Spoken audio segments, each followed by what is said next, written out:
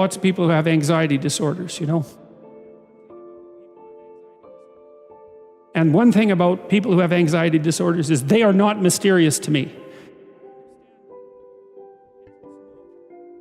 It's no problem for me to understand why people have anxiety disorders, or why they're depressed, or why they have substance use problems.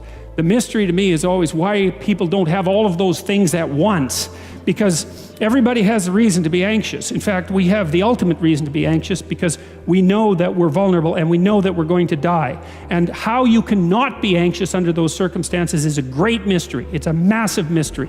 And the same thing applies with regards to depression.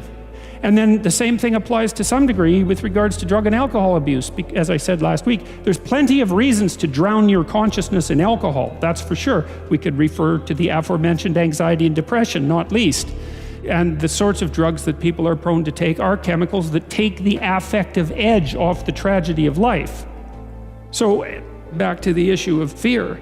Abraham is self-conscious, that's what this commentary says, but the thing is he moves forward despite that. He's self-conscious and he knows the danger, but he moves forward despite that. And that's actually the appropriate response in the face of actual non-naive understanding of what constitutes life. Like if you're naive and you move forward, it's like, well, what the hell do you know? There's no courage in naivety because you don't know what there is to stop you. You don't know what dangers you might apprehend, but to be aware of what it is that your problem is. So to be alert existentially, let's say, or to be fully self-conscious means that you're perfectly aware of your limitations and how you might be hurt. And then to make the decision to move forward into the unknown and the land of the stranger. Anyways, I would say that's one of the secrets to a good life. And I can say that really without fear of contradiction, I would say, because the clinical literature on this is very, very, very clear.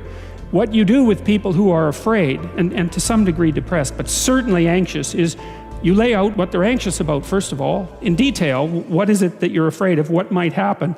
And then you decompose it into small problems, hypothetically manageable problems, and then you have the person expose themselves to the thing that they're afraid of, and what happens isn't that they get less afraid. That isn't what the clinical literature indicates exactly.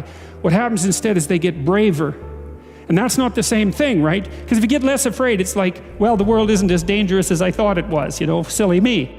If you get braver, that's not what happens. What happens is, yeah, the damn world's just as dangerous as I thought, or maybe it's even more dangerous than I thought, but it turns out that there's something in me that responds to taking that on as a voluntary challenge and grows and thrives as a consequence. And there's no doubt about this. Even the psychophysiological findings are quite clear. If you impose a stressor on two groups of people, and on one group the stressor is imposed involuntarily, and on the other group the stressor is picked up voluntarily, the people who pick up the stressor voluntarily use a whole different psychophysiological system to deal with it.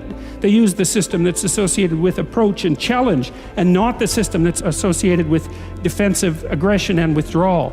And the system that is associated with challenge is much more associated with positive emotion and much less associated with negative emotion. It's also much less hard on you because the defensive posturing system, the prey animal system, man, when that thing kicks in, it's all systems are go for you, The pedal's pushed down to the metal and the brakes are on. You're using future resources that you could be storing for future time right now in the present to ready yourself for emergency.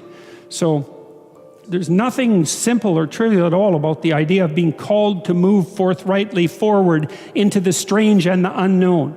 And there's a real adventure that's associated with that, right? So that's an exciting thing, which is part of the reason why people travel. And then also to see yourself as the sort of creature that can do that, is willing to do that on a habitual basis, is also the right kind of tonic for, I hate this word, for your self-esteem. Because the self-esteem has nothing to do with feeling good about yourself. As I already mentioned, there isn't necessarily a reason why a priori you should just feel good about yourself. But if you can view yourself acting in a courageous and forthright manner and encountering the world and trying to improve your lot and taking risks, in a non-naive way, well, then you have something that you can comfort yourself with at night when you're wondering what the whole damn point is of your futile and miserable life.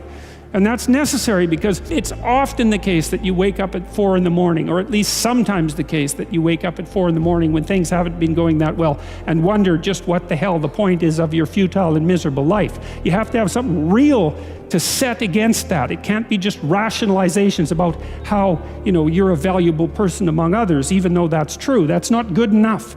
You need something that's more realistic to set against that. And observing courage in yourself is definitely one of the things that can help you sleep soundly at night when things are destabilized a little bit around you.